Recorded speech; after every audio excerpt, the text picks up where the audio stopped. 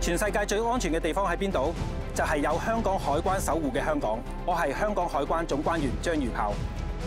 我哋係香港最鞏固嘅閘門，全天候無間斷，為香港守好第一道防線。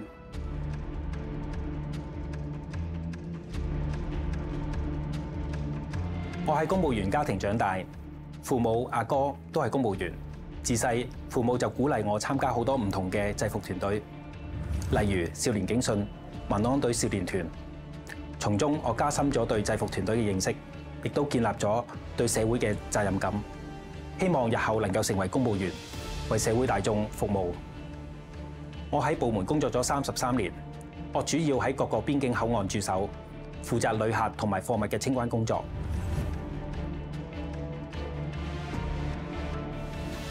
除此之外，我亦都喺海關總部及其他口岸執行後勤行政工作。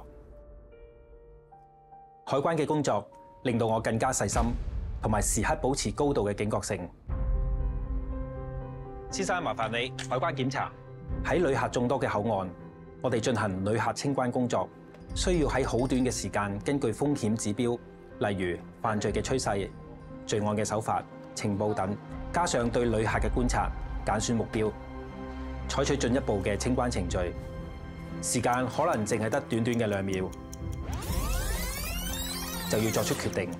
整個程序我哋要保持高度嘅專注、細心同埋高度嘅警覺性。作為執法者，我哋必須不偏不倚，按照法律嘅既定程序秉公執法。但係喺個過程中，我會保持同理心，做一個有人性化嘅執法者。如果每一位執法者喺執行職務嘅時候加啲人性化，相信一定贏得市民嘅諒解同埋支持。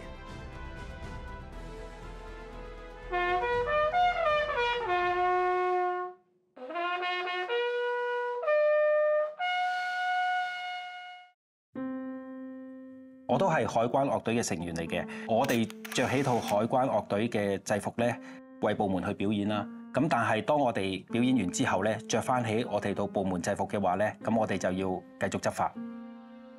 我識咗炮哥咧，都差唔多轉眼係15年，15年都有啦。咁我發現到咧，其實佢喺我哋當時有成40幾個高級關員嘅，入邊佢要好突出㗎啦。咁其實佢其中一個非常之嘅好嘅優點就係佢個對工作好有熱誠，好投入。佢咧唔怕蝕底嘅，最緊要係為咗我哋隊成隊人咧個福祉去着想嘅。咁啊當時咧，其實同事們咧有時去執行啲職務嘅時候咧，都要互相替補嘅。咁啊炮哥通常都係第一個舉手嘅，等我嚟，等我嚟。咁啊犧牲咗自己嘅，譬如話食飯時間啊、休息嘅時間咧，對工作嘅投入啊、使命感啊，呢個係非常之好嘅嘢嚟嘅。咁另外一樣嘢就係炮哥咧，好中意教我哋一啲年青嘅同事嘅。佢成日都係捉住啲年青同事咧，就同佢哋教翻佢哋啊。譬如我哋有啲案件要點處理啊。咁處理就唔係啲工作嘅程序喎，其實係主要係個理念，就係我哋每樣嘢都要謹慎去處理嘅。因為我哋呢啲案件咧，譬如話一個小小嘅細節咧，可能影響咗成個案件入邊個犯人係咪入罪嘅。咁啊，炮哥咧最緊要係點去影響我哋年青一代，將我哋嗰種謹慎嘅工作態度啊，嗰種對工作嘅熱誠咧傳承落去。我作為一個紀律官咧，當然要對同事嘅品格咧進行一個檢查啦。如果佢哋紀律出現問題嘅話咧，咁我哋當然會嚴厲嚴格去處理嘅。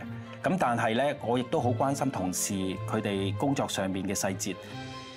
咁我好希望啲同事咧喺工作做得舒服、稱心之餘咧，咁亦都咧能夠可以好堅守我哋執法嘅承諾同埋呢個專業。能夠獲得公務員事務局局長嘉許狀，我感到無比光榮。呢個係一個別具有意義嘅讚賞。我一定會鼓勵其他人投考公務員，唔單止係海關，公務員隊伍中需要咩人才，有能力嘅青少年都應該投考。我對紀律部隊比較了解，我一直以親身經歷鼓勵身邊嘅朋友子女投考紀律部隊，一展所長。